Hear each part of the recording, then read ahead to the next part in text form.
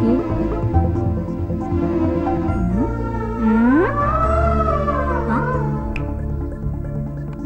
వదలరా.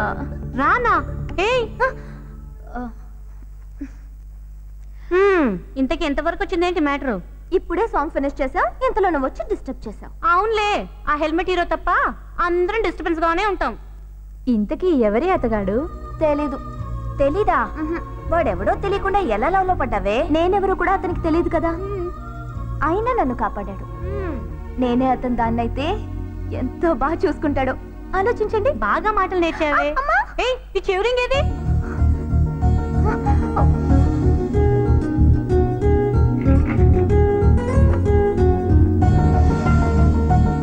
After all చెవిరింగ్ కోసం అంత tension పడతావేంటే?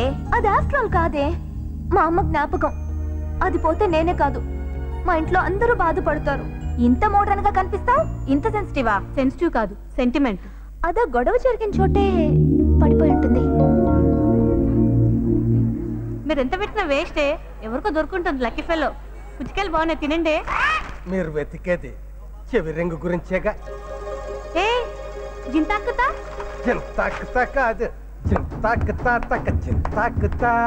అవును, నువ్వు గుడ్డోడివి కదా. ఓ అందిస్తే ఓ నిజం చెప్తాను. చెప్పు. నేను అసలు గుడ్డోడ్నే కాదు. దానికి 100?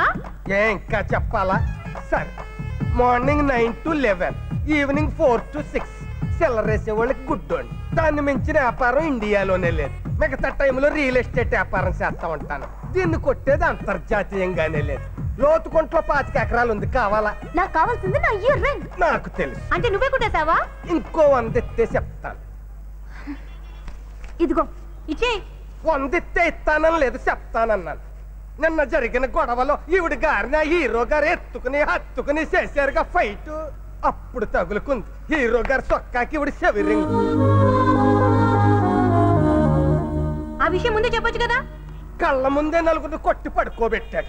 నేను గుడ్డోని కాదని తెలిస్తే కాళ్ళు చేతులు తెగ్గొట్టి వాళ్ళ మధ్య పడేసేవాడు. అప్పుడు బెగ్గింగ్ పెర్మనెంట్ గా మిగిలిపోయేది, రియల్ ఎస్టేట్ దొబ్బేది.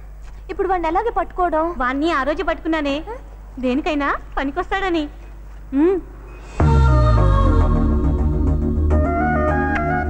ఏంటి పిలిచావు? ఈ ఫోటో ఎగ్జిబిషన్ ఏంటి? నువ్వు ల్యాండ్ ఆఫీస్ లో పనిచేస్తున్నావు కదా? అవును. వీడ చుట్టుపక్కల కనిపిస్తే నాకు ఫోన్ చేయి. మాకేంటి? ఎవరు చూస్తే వాళ్ళకి ఎదురు చూడని గిఫ్ట్ ఇస్తా. ఓకే. ఇతను ఎక్కడైనా చూసారా? ఏమైందమ్మా, పర్సు దొంగతనం చేశాడా? కాదు, మనసు.